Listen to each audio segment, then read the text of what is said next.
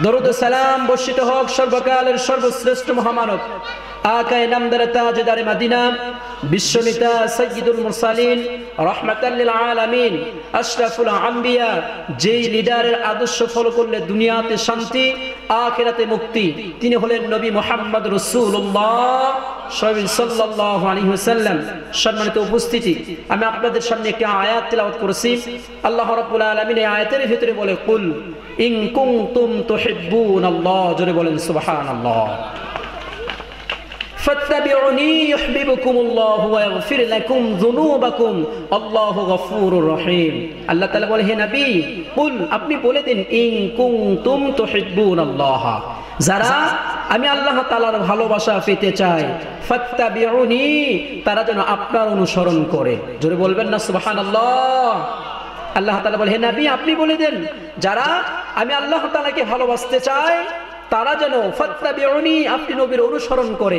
যদি তারা আপনার অনুসরণ করে, আপনার ইত্তিবা করে, আপনাকে ফলো করে, তাহলে ইউহিব্বুকুমুল্লাহ, আমি আল্লাহ তাআলাও তাদেরকে ভালোবাসবো। সুবহানাল্লাহ। আল্লাহ তাআলাকে ভালোবেসে শেষ করে দিবেন না, বরং আল্লাহ তাআলা কি করবেন? ওয়া ইয়াগফির লাকুম যুনুবাকুম, আমাদের জীবনে যত জুলুম আছে, অন্যায় আছে, গুনাহ আছে, ইন কুনতুম তুহিব্বুনাল্লাহ ফাত্তাবিউনি ইউহিব্বুকুমুল্লাহু ওয়া ইয়াগফির লাকুম যুনুবাকুম আল্লাহু গফুরুর রহিম। তিনি আমাদের জীবনের সমস্ত গুনাহকে মাফ করে দেবে, তিনি রহমান, তিনি রহিম। জোরে বলেন সুবহানাল্লাহ। আমাদের জীবনের গুনাহ খাতা মাফ করতে পারে কে? জবান খুলে একটু আওয়াজ দিয়ে বলেন, কে? আল্লাহ তাআলা আমাদের কণ্ঠ দিয়েছে, আমাদের শক্তি দিয়েছে, হাত দিয়েছে, পা দিয়েছে, এই জবান দিয়ে ডাক দেবো একমাত্র কাকে বলেন তো? আল্লাহকে। আমরা যে কথা বলতেছি, এই কথা বলার শক্তি দিয়েছেন কে? আল্লাহ তাআলা ইচ্ছা করলে তো আমাদের কণ্ঠকে বন্ধ করে দিতে পারতো, কথা কোন ঠিক কিনা? কিন্তু আল্লাহ রাব্বুল আলামিন এই মাহফিলের প্যান্ডেলে বসাইছে যেহেতু, সেজন্য আমরা আল্লাহ তাআলাকে মন ভরে, দিল ভরে আল্লাহ তাআলাকে ডাক দিব। চিল্লায়া বলেন না আল্লাহু আকবার। আবারও বলেন না আল্লাহু আকবার। রব্বানা লাকাল হামদ হামদান কাসীরান তাইয়িবান মুবারাকান ফি। শুকরিয়া আদায় করলাম কার? সম্মানিত উপস্থিতি, আল্লাহ তাআলা বলে, হে নবী, আপনি বলে দেন, যারা আমি আল্লাহ তাআলাকে ভালোবাসতে চাই তারা যেন আপনি নবীর অনুসরণ করে। অনুসরণ করতে হবে কার বলেন তো? নবী মুহাম্মদ রাসূলুল্লাহ সাল্লাল্লাহু আলাইহি ওয়াসাল্লামের। যদি আমরা নবী মুহাম্মদ রাসূলুল্লাহর অনুসরণ করি, তাকে যদি আমরা ভালোবাসি, তার যদি ইত্তিবা করি, তাহলে আল্লাহ রাব্বুল আলামিন আমার আপনার জীবনের সমস্ত ছোট বড়, সগীরা কাবীরা, সমস্ত প্রকার গুনাহগুলো মাফ করে দেবেন। সুবহানাল্লাহ। আল্লাহ রাব্বুল আলামিন এটাই কুরআনুল কারীমের ভিতরে জানায়া দিলেন। ও নবীজি, আপনি কুরআনুল কারীমের ভিতরে জানায়া দেন, বিশ্ব নবীর মাধ্যম দিয়ে আল্লাহ রাব্বুল আলামিন জানায়া দিয়েছেন। আল্লাহ তাআলা বলেন, কুল ইন কুনতুম তুহিব্বুনাল্লাহ, জোরে বলেন আল্লাহু আকবার। ইন কুনতুম তুহিব্বুনাল্লাহ, হে নবী, যারা আমি আল্লাহ তাআলাকে ভালোবাসতে চাই, যারা আমি আল্লাহ তাআলার সঙ্গে সম্পর্ক স্থাপন করতে চাই, যারা আমি আল্লাহর সঙ্গে বন্ধুত্ব স্থাপন করতে চাই, বন্ধুত্ব করতে চাই, তারা যেন ফাত্তাবিউনি, আপনি নবীর অনুসরণ করে, আপনার ইত্তিবা করে, আপনি যেই দিক নির্দেশনা দিয়েছেন সেই দিক নির্দেশনা তারা যেন ফলো করে। যদি আপনি নবীর অনুসরণ ওই মানুষেরা করে, ওই বান্দারা করে, তাহলে আমি আল্লাহ রাব্বুল আলামিন ইউহিব্বুকুমুল্লাহ, আমি আল্লাহ ওই বান্দাদের কে ভালোবাসবো। জোরে জোরে বলেন না সুবহানাল্লাহ। আল্লাহ তাআলা আমাদেরকে ভালোবেসেই ক্ষান্ত হয়ে যাবেন না। আল্লাহ বলে, বান্দা, আমি যে তোমাকে ভালোবাসবো, ভালোবাসলাম, যদি নবীর অনুসরণ করো, তাহলে তোমার জীবনের যত প্রকার গুনাহ আছে, সগীরা কাবীরা, জাহিরি বাতিনি, ছোট বড় যত গুনাহ আছে, ওয়া ইয়াগফির লাকুম যুনুবাকুম, আমি সমস্ত গুনাহগুলো maaf করে দেব। আল্লাহু গফুরুর রহিম, কারণ আমি দয়াশীল। জোরে বলেন সুবহানাল্লাহ। আমরা নবীর অনুসরণ করবো, নবীজিকে ভালোবাসবো। শুধু আমরাই নই, বিশ্ব নবীর স্বয়ং সাহাবীরা বিশ্ব নবী মুহাম্মদ রাসূলুল্লাহকে কত মহব্বত করত, তারাও নবীজিকে ভালোবাসতো। ওই নবীর উম্মতেরা একটু দিল দিয়ে শুনিয়া দেখেন, বিশ্ব নবী মুহাম্মদ রাসূলুল্লাহ সারা জীবন তো উম্মতের জন্য কাঁদতো। সারা জীবন নবীর জন্য সাহাবীরাও ক্রন্দন করেছে, নবীকে তারা ভালোবেসেছে। নবীজি সাল্লাল্লাহু আলাইহি সাল্লাম সারা জীবন উম্মতের টেনশন করেছে, এখনো নবীজি সাল্লাল্লাহু আলাইহি সাল্লাম উম্মতের চিন্তা করেন। মদিনার রওজা পাকে শুয়ে শুয়ে সুবহানাল্লাহ বলেন। সেই নবীজিকে ভালোবাসার দরকার আছে না নাই? জবান খুলে মুসলমান আওয়াজ দেব না, আছে না নাই? বিশ্বনবী মুহাম্মদ রাসূলুল্লাহ সাল্লাল্লাহু আলাইহি সাল্লাম মদিনার জমিন থেকে একদিন নাই, নিখোঁজ হয়ে গেছেন, হারায় গেছেন। নবীজির সাহাবীরা পাগলের মতো হয়ে গেছে। হযরত আবু বকর সিদ্দিক রাদিয়াল্লাহু তাআলা আনহু হযরত ওমর ফারুক রাদিয়াল্লাহু তাআলা আনহুর কাছে গিয়ে ডাক দিয়ে বলল, ভাই ওমর, তুমি কি বিশ্বনবী মুহাম্মদ রাসূলুল্লাহকে দেখেছো? তিনি কোথায়? আমি আবু বকর বিশ্বনবীকে আজকে 3 দিন পর্যন্ত দেখি নাই। নবীজিকে না দেখার কারণে আমার অন্তরের মধ্যে বড় ছটফট ছটফট করতেছে, যার কারণে তোমার কাছে আমি ছুটে আসলাম। ও ওমর, তুমি কি জানো বিশ্বনবী মুহাম্মদ রাসূলুল্লাহ কোথায়? ওমর রাদিয়াল্লাহু তাআলা আনহুর মেজাজ তো বড় গরম। তিনি ডাক দিয়ে বললেন, আবু বকর, তুমি কি আমার সঙ্গে মজা করতেছো? আবু বকর চোখের পানি ছেড়ে দিয়ে ডাক দিয়ে বলে, ভাই ওমর, আমি আজকে 3 দিন পর্যন্ত নবীজিকে দেখি নাই, যার কারণে আমার কলিজার ভিতরে রক্ত খনন হচ্ছে। তুমি কি নবীজিকে দেখেছো? ওমর রাদিয়াল্লাহু তাআলা আনহু নরম হয়ে গেলেন, ডাক দিয়ে বললেন, এ আবু বকর, তুমি যে নবীর খোঁজে আমার কাছে এসেছো, ওই নবীজি তো আজকে 3 দিন পর্যন্ত আমি ওমরের সঙ্গেও সাক্ষাৎ করে নাই। আবু বকর ওমর রাদিয়াল্লাহু তাআলা আনহু চোখের পানি ছেড়ে দিল। আহা, নবীজি কোথায় গেল? নবীজির ভালোবাসা তাদের অন্তরে কেমন? এ বগুড়ার মুসলমান, আমার আপনার অন্তরে নবীর ভালোবাসা কেমন? সাহাবীদের অন্তরে কেমন? ওই দুইজন সাহাবী মিলে হযরতে ওসমান রাদিয়াল্লাহু তাআলা আনহুর কাছে গিয়ে ডাক দিয়ে বললেন, ও ওসমান, নবীজির জামাতা, তুমি কি জানো আমাদের নবীজি কোথায়? আজকে 3 দিন পর্যন্ত আমাদের নবীজি আমাদের সঙ্গে সাক্ষাৎ করে নাই, দেখাও করে নাই। তুমি কি নবীর খবর জানো? নবীজি কোথায়? ওসমান রাদিয়াল্লাহু তাআলা আনহু ডাক দিয়ে বললেন, ও আল্লাহর রাসূলের সাহাবীরা, তোমরা যে নবীর খোঁজে আমার কাছে এসেছো, আমি ওসমানও আজকে 3 দিন যাবত আমার নবীজির কোনো সন্ধান পাই নাই, দেখি নাই। নবীজি জানো কোথায় আছে? এই 3 জন সাহাবী মিলে চলে গেল আলী রাদিয়াল্লাহু তাআলা আনহুর কাছে। আলীর কাছে গিয়ে ডাক দিয়ে বলে, ভাই আলী, ও আলী, তুমি কি জানো আমাদের নবীজি কোথায়? আলী ওই একই জবাব দিয়ে দিল। আলীও বলে, আমিও নবীজির সন্ধান 3 দিন পর্যন্ত জানি না, তিনিও আমার সঙ্গে সাক্ষাৎ করে নাই।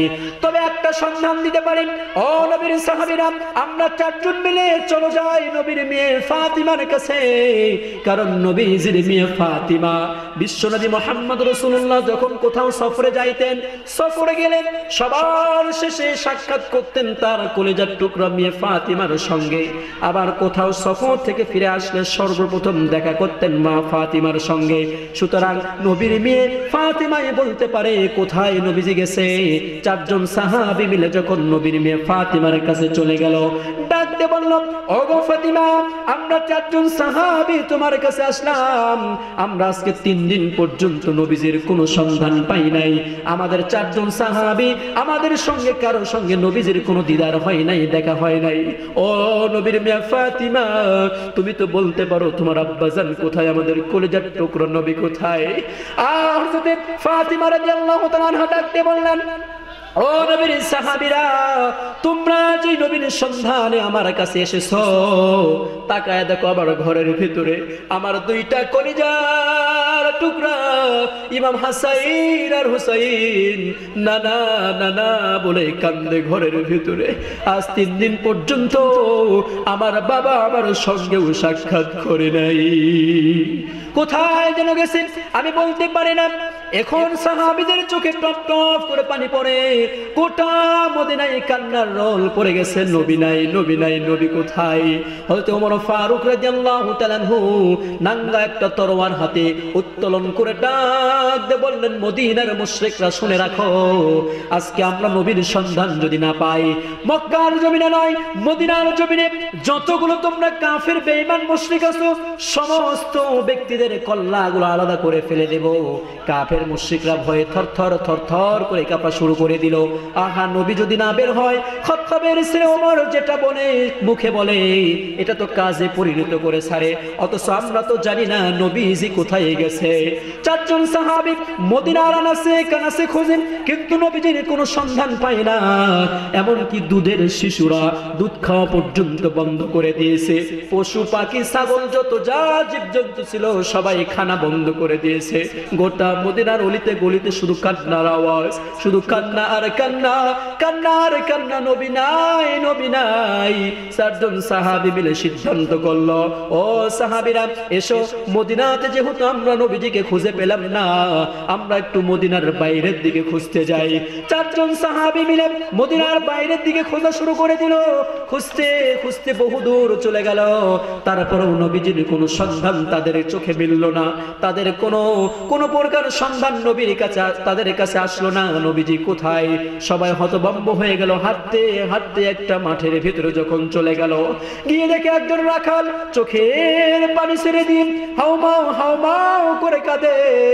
ডাক দিয়ে বলল, রাখাল ভাই, কেন তুমি কান্না কাটি করো? তোমার কান্নার রহস্য জানতে চাই। ও রাখাল ভাই, আমরাও বড় পেরেশান, আমাদের কলিজার টুকরা নবী মুহাম্মদ রাসূলুল্লাহকে তুমি কি দেখেছো? রাখাল বলল, ভাই, তোমাদের নবীকে তাকে তো আমি চিনি না, তোমরা কে তোমাদেরকেও তো আমি চিনি না, কিন্তু একটা কথা বলতে পারি, একটা জিনিস তাকায় দেখো, এই যে মাঠের ভিতরে আমার মালিকের উট আর দুম্বা গুলি আমি নিয়ে এসেছি। নিয়ে আসার পরে দেখো তারা ঘাস খাওয়া বাদ দিয়ে মুখটাকে আসমানের দিকে উত্তোলন করে চোখের পানিগুলো আজকে 3 দিন যাবত ছাড়তেছে। আমি কাঁদতেছি। এই উট আর দুম্বা গুলি ছাগল গুলি কেমন করে আমি আমার মালিকের কাছে পৌঁছায় দেব? ও পথিক, তোমরা শোনো, আজকে 3 দিন আগে একটা পাগল ওই যে পাহাড়ের ভেতরে যখন ঢুকছে, ওই পাহাড়ের ভেতরে ঢোকার পরে থেকে আমার উট আর দুম্বা গুলি খাওয়া ছেড়ে দিয়েছে। আল্লাহু আকবার, জোরে বলেন না আল্লাহু আকবার। সাহাবীদের বুঝতে দেরি হলো না, দৌড়তে চলে গেলেন।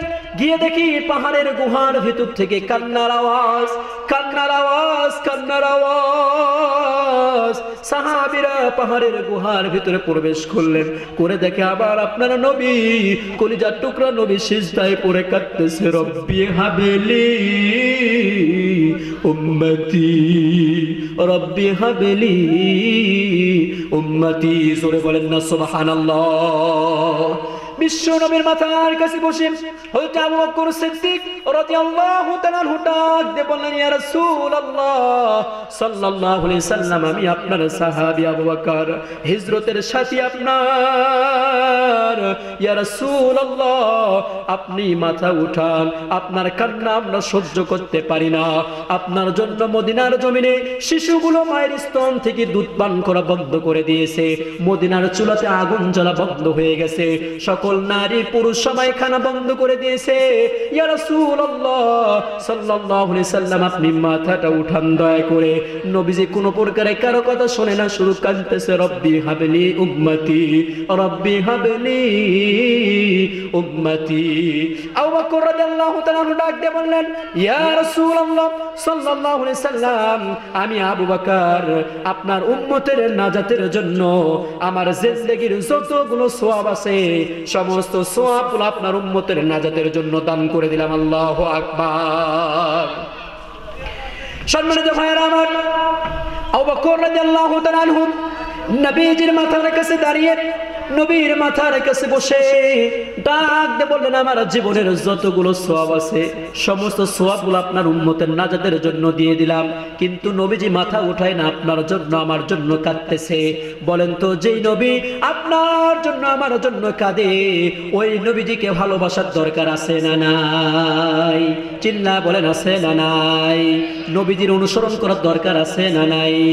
নবীজিকে যদি আপনি আমি অনুসরণ করতে পারি, নবীজিকে যদি আমি আপনি ভালোবাসতে পারি, তাহলে বিশ্ব নবী মুহাম্মদ রাসূলুল্লাহকে ভালোবাসার কারণে আমার আপনার জীবনের সগীরা কাবীরা ছোট বড় সমস্ত গুনাহগুলো মাফ করে দিবেন কে? জবান খুলে আরেকবার বলেন না কে? আমার আপনার জীবনের গুনাহ খাতা মাফ করতে পারে? আবারও বলেন না কে? আল্লাহ তাআলা মাফ করে দিতে পারে। আবু বকর রাদিয়াল্লাহু তাআলা কান্নাকাটি করে বিশ্ব নবীর মাথার কাছ থেকে একটু সরে গেলেন। সরে গেলেন। এরপরে হতে ওমর ফারুক রাদিয়াল্লাহু তাআলা ডাক দিয়ে বললেন, ইয়া রাসূলুল্লাহ সাল্লাল্লাহু আলাইহি ওয়াসাল্লাম, আমি ওমর আপনার মাথার কাছে দাঁড়াইছি, আপনি ঘোষণা করেছিলেন ইয়া রাসূলুল্লাহ আপনার পরে যদি কেউ নবী হয় তাহলে আমি নবী হব। সেই ওমর বললাম, আপনার উম্মতের নাজাতের জন্য আমার জিন্দেগীর সমস্ত গুনাহগুলো দান করে দিলাম। উসমান রাদিয়াল্লাহু তাআলা কি কথা বললেন? হযরত আলী রাদিয়াল্লাহু তাআলা কি কথা বলেন? কিন্তু বিশ্বনবী সিজদা থেকে মাথা উঠায় না, চোখের পানি ছেড়ে ছেড়ে কাঁদতেছেন।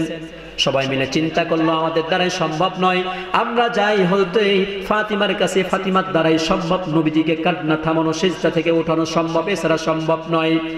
নবীজির মেয়ে ফাতিমা রাদিয়াল্লাহু তাআলা দৌড়াদৌড়ি করে চলে আসলেন, এসে বাবার মাথার কাছে দাঁড়ায়া বাগ দিয়ে বললেন, বাবা, ও আমার বাবা নবীজি, আমি ফাতিমা আপনার মেয়ে, কলিজার টুকরা মেয়ে, আপনাকে আমি ডাক দিয়ে বললাম, ও বাবা আপনি মাথা উঠান, আপনার উম্মতের নাজাতের জন্য আমি ফাতিমা আমার জীবনের যতগুলো সওয়াব আছে সমস্ত সওয়াবগুলো আপনার উম্মতের নাজাতের জন্য দান করে দিলাম। সুবহানাল্লাহ বলেন। কিন্তু নবীজি মাথা উঠায় না। এরপরে ফাতিমা ডাক দিয়ে বলল, বাবা বুঝতে পেরেছি আপনি মাথা উঠাবেন না, আমি একটা কথা বলতে চাই, আমার দুইটা নয়নের পুতুলি, আমার দুইটা সন্তান ইমাম হাসান আর হুসাইন, ও বাবা আপনার উম্মতের নাজাতের জন্য, আপনার উম্মতের মুক্তির জন্য, আপনার উম্মতের জাহান্নাম থেকে নাজাত পায় সেজন্য আমার দুইটা কলিজার টুকরা সন্তান ইমাম হাসাইন আর হুসাইন, এই দুইটা সন্তানকে আপনার উম্মতের নাজাতের জন্য কুরবানি করে দিলাম। বিশ্ব নবী মুহাম্মদ রাসূলুল্লাহ সাল্লাল্লাহু আলাইহি সাল্লাম তার উম্মতদেরকে কত ভালোবাসেন, কত মুহাব্বত করেন, কিন্তু আমরা সেই নবীজিকে মুহাব্বত করতে পারি না। আজকে এই বগুড়ার এই জমিন থেকে আমরা বলতে চাই, যারা নবীজিকে নিয়ে টিটকারি করে, মস্কারি করে, ব্যঙ্গ করে, এমন সমস্ত নবীর দুশমন, তাদের জন্য আমরা মাথায় প্রয়োজনে পাগড়ি বেঁধে ময়দানে ঝাঁপিয়ে পড়ব। কথা কোন ঠিক কিনা?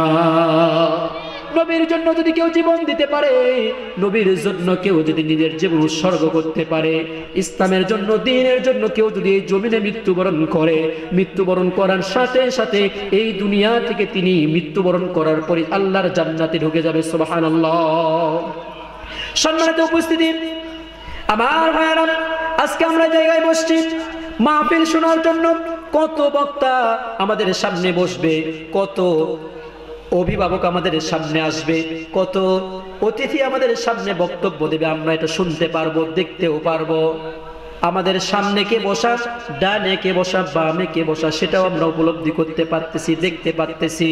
কিন্তু এই চক্ষুটা যদি বন্ধ করি, তাহলে আমার সামনে কে বসা, ডানে কে, বামে কে, পিছনে কে, আমরা কাউকে কিন্তু আর দেখতে পাবো না। একটু মোরাকাবার নিয়ত করে চিন্তা করে দেখেন, এই চক্ষুটা আমরা এখন বন্ধ করলাম, বন্ধ করার পর ডান বাম থেকে আমরা কিছু দেখতে পাবো না, কিন্তু এই চক্ষুটা আবার এক সময় খুলতে পারবো, তারপরে দেখতে পাবো। কিন্তু এমন সময়, এমন একটা দিন আসবে যেই সময় আমরা আর এই চক্ষুটা খুলতে পারবো না, চিরতরে চক্ষুটা বন্ধ হয়ে যাবে। চক্ষুটা বন্ধ হওয়ার সাথে সাথে এক দল যাবে বাঁশ কাটার জন্য, আর এক দল যাবে আমাকে গোসল করানোর জন্য বড়ই পাতার গরম পানি রেডি করবে, আর একদল কবর খনন করবে। এবং তো অবস্থায় আমার জানাজা নামাজ যখন রেডি হয়ে যাবে, আমার জানাজা যখন রেডি হয়ে যাবে, ইমাম সাহেব তাকবীর দিয়ে দেবে, আমার আপনার জীবনের শেষ নামাজ পড়ে দিবে। কবরের ভিতরে যখন নামায়া দিবে, ছোট্ট ছোট্ট সন্তানগুলো আমাদের যদি থাকে, হাউমাউ হাউমাউ হাউমাউ করে কাঁদবে, বাবা বাবা বলে কাঁদবে, কিন্তু আমরা জবাব দিতে পারবো না। এ বগুড়ার মুসলমান চিন্তা করে দেখেন, এই যে হাত, এই যে পা নাড়ানোর শক্তি আমাদের আছে, কিন্তু চক্ষুটা বন্ধ হওয়ার সাথে সাথে আমাদের শক্তি কিন্তু আর থাকবে না। ওই কবরের দিকে আমরা সবাই রওনা করছি, কি নিয়ে রওনা করছি? নামাজটা সঠিকভাবে পড়ি, নবীর সুন্নাত অনুযায়ী চলি, কেমন করে চললে পরে নাজাত পেয়ে আল্লাহর জান্নাতে যাওয়া যাবে, এই চেষ্টাটা আমরা করি। আল্লাহ পাক যেন আমাদের সবাইকে এই কাজগুলো করার তৌফিক দান করে। সবাই আল্লাহুম্মা আমিন।